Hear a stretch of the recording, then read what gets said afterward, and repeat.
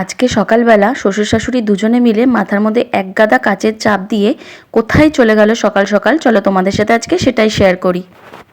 Hi everyone, এখন বাজে ওই 8:15 মতো। আর সকাল সকাল কিন্তু বাবা মাকে চা করে দিয়ে বাড়ি থেকে একদম কিন্তু সোজা বের করে দিলাম। কোথায় বের করে দিলাম চলো আজকে তোমাদের সাথে সেটাই শেয়ার করি। সকালবেলা বাবা মা গেল হচ্ছে কলকাতায় ডাক্তার দেখাতে।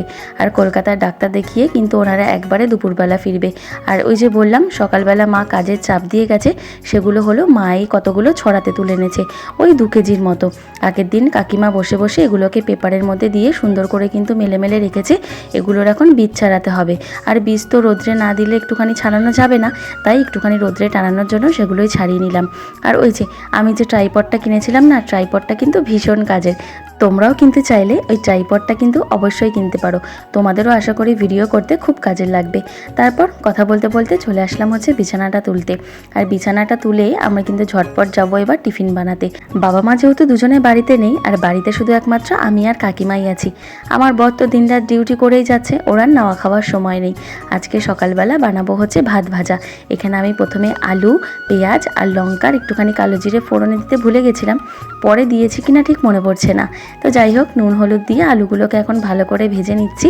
আর এটা ভাজা ভাজা হয়ে গেলে দিয়ে দেবো হচ্ছে এর মধ্যে ফ্যাটিয়ে ডিম। ডিমটা দিলে কিন্তু ভাত ভাজার টেস্ট দারুণ হয়ে যায়, একদম কিন্তু সত্যি সত্যি ফ্রাইড রাইসের মতনই খেতে লাগে। আমার তো ভাত ভাজা একটা ফেভারিট খাবারের মধ্যে অন্যতম। ভাত ভাজা খেতে আমি ভীষণ ভালোবাসি।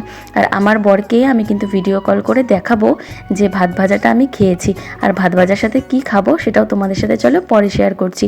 ভাতটা ভাজতে ভাজতে না হঠাৎ করে মনে পড়লো যে না, শুধু শুধু ভাত ভাজা খেতে ভালো লাগে না, ভাত ভাজার সাথে ওটাই করি।